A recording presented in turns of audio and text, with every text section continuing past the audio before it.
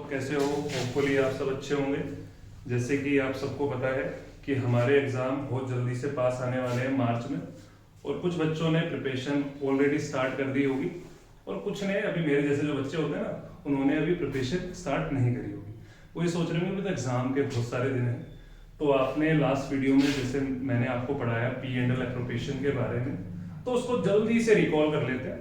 फिर रिकॉल के बाद जल्दी जल्दी हम उनके कुछ क्वेश्चंस करेंगे और जो भी आपके डाउट्स होंगे हम उनको नेक्स्ट क्लास में फिर से डिस्कस करेंगे। तो देखिए, P&L एप्रोप्रिएशन मैंने आपको बताया था, हम पार्टनरशिप का फंडामेंटल पढ़ रहे हैं। फंडामेंटल ऑफ पार्टनरशिप में सबसे पहला अपना टॉपिक है प्रॉफिट एंड लॉस एप्रोप्रिएशन का। तो प्रॉफिट एंड लॉस एप्रोप्रिएशन में मैंने आपको बताया पार्टनर से रिलेटेड जितने भी इनकम है और जितने भी एक्सपेंसेस हैं उन सबको हमने रिकॉर्ड करना है। P&L एप्रोप्रिएशन आपका P&L अकाउंट के बाद बनता है। तो P&L अकाउंट से हमारा क्या आता है? Net profit. तो नेट प्रॉफिट को हमने यहाँ पर ट्रांसफर कर लिया है।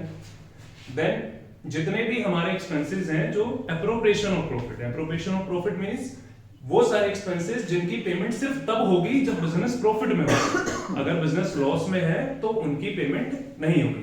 तो जैसे इंटरेस्ट ऑन कैपिटल, पार्टनर की सैलरी, पार्टनर का कमीशन, ये हमारे कुछ एक्सपेंसेस हैं जो एप्रोप्रिएशन ऑफ प्रॉफिट होते हैं। ऐसे एक इनकम है इंटरेस्ट ऑन बोरोइंग, पार्टनर से रिलेटेड इनकम सारी की सारी क्रेडिट होती है, एक्सपेंसेस सारे के सारे डेबिट होते हैं। ये हमने नर्सरी में पढ़ा था। नर्सरी बोले तो 11th क्लास में हमने पढ़ के आए हैं।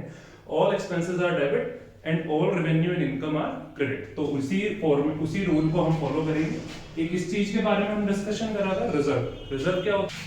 प्रॉफिट का वो हिस्सा जो हम फ्यूचर के लिए बचा के रखते हैं और अपनी बिजनेस के एक्सपेंशन के लिए हम इसको यूज करते हैं, उसको हम क्या बोलते हैं? रिजर्व। लास्ट में अपना आ जाएगा डिविजिबल प्रॉफिट या डिविजिबल लॉस। तो अब हम इसको आगे का हम डिस्कस करेंगे। इसको पोस्ट देखिए, अभी हमने P&L एप्रोप्रिएशन का फॉर्मेट पढ़ लिया है।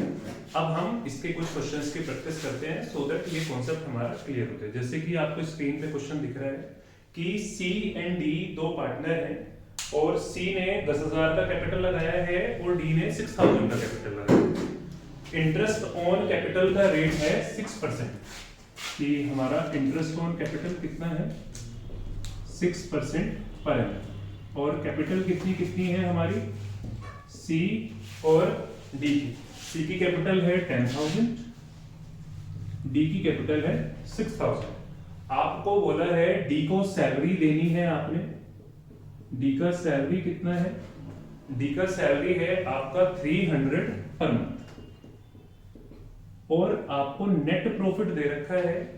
नेट प्रॉफिट आपको बोला है 8,000। अब देखिए ना, नेट प्रॉफिट आपका 8,000 रुपए है। अब इस क्वेश्चन में सबसे बड़ी बात क्या है? हमें इनका प्रॉफिट शेयरिंग रेशियो नहीं दे रखा। तो देखिए, अगर प्रॉफिट शेयरिंग रेशियो नहीं होता, जैसे हमने लास्ट क्लास में डिस्कस करा, अगर प्रॉफिट शेयरिंग रेशियो नहीं होता है तो वो रेशियो क्या होता है? इक्वल होता है। तो C और D का प्रॉफिट शेयरिंग रेशियो हमने यहाँ पर क्या मान लिया? इक्वल। तो नेट प्रॉफिट अपना हो गया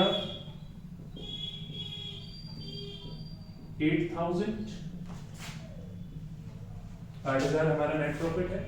अब इसमें कोई ऐसा एक्सपेंस नहीं दे रखा जो या तो P&L से रिलेट हो या फिर जो चार्ज अगेंस्ट प्रॉफिट हो। जैसे मैंने कुछ एग्जांपल लिखे थे, मैनेजर का commission, rent, interest on loan, ऐसे कोई इन्होंने एक्सपेंसेस नहीं दे रखे, इसलिए मैंने कुछ भी इसमें सब्ट्रैक्ट नहीं करा है, ऐसे ही मैंने लिख दिया।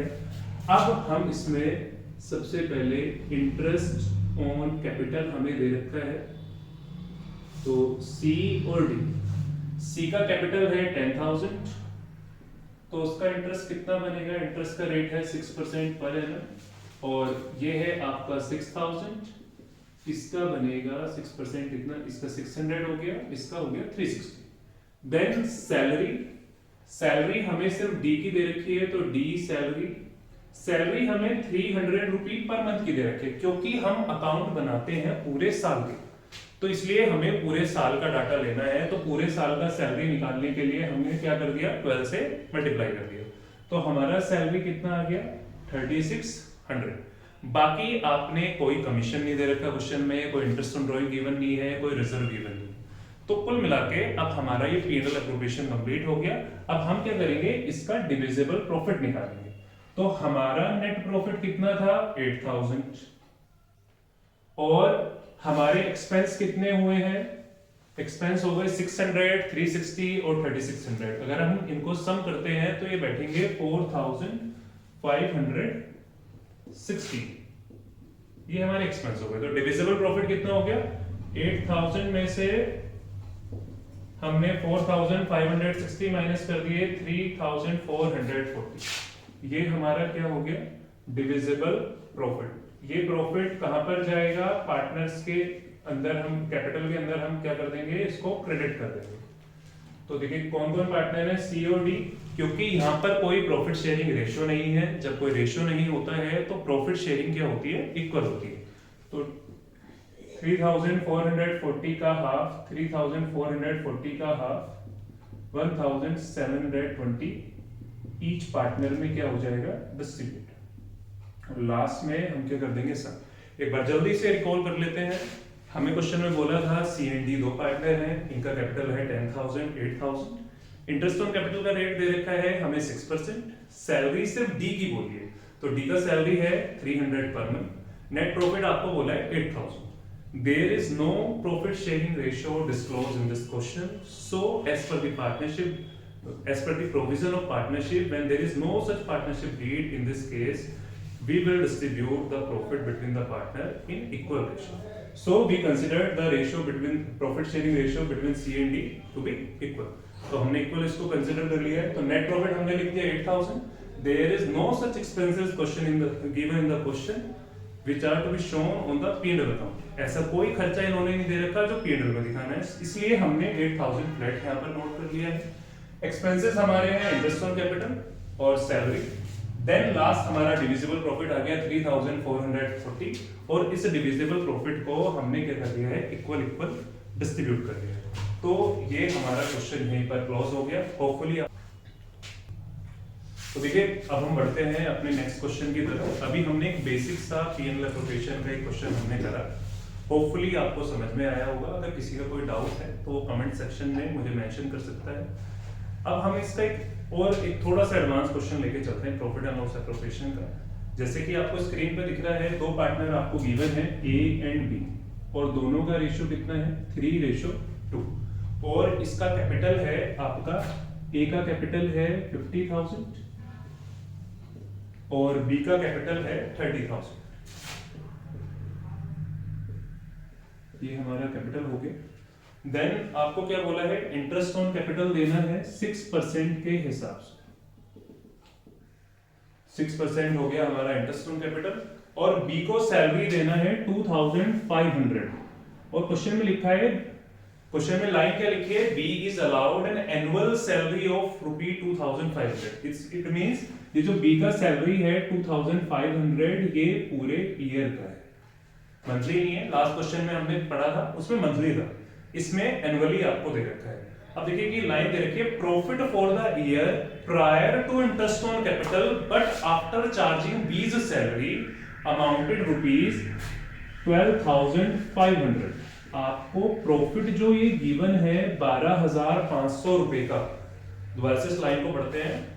Profit for the year prior, prior का मतलब है before, profit for the year before interest on capital and after salary. इसका मतलब है ये जो नेट प्रॉफिट है ये इंटरेस्ट ऑन कैपिटल को माइनस करने से पहले, मगर सैलरी को माइनस करने के बाद।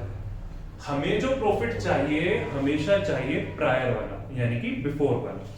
अब इस क्वेश्चन में हम करेंगे क्या? ये जो प्रॉफिट है ये है आफ्टर सैलरी। तो हम इस प्रॉफिट में क्या करेंगे? हम इस प्रॉफिट में सैलरी को ऐड कर लेंगे। तो ये प्रॉफिट हमारा क्या बन जाएगा? बिफोर वाला प्रॉफिट बन जाएगा। हमें हमेशा बिफोर वाला प्रॉफिट चाहिए, आफ्टर वाला हमें नहीं चाहिए। तो देखिए नेट प्रॉफिट हमें लेना है 15,000, क्योंकि हमें बिफोर वाला चाहिए, क्वेश्चन में गिवन था आफ्टर। अगर क्वेश्चन में कुछ ना लिखा हो वैसा आफ्टर और बिफोर, तो हम हमेशा उसको बिफोर वाला ही मानते हैं, उसी के अकॉर्डिंग हम ट्रीटमेंट करते हैं। तो ये एक की पॉइंट है, आप चाहें तो इसको अपनी नोटबुक में मेंशन कर सकते हैं। बहुत सारे बच्चे इसमें गलती कर देते हैं जब क्वेश्चन करते हैं।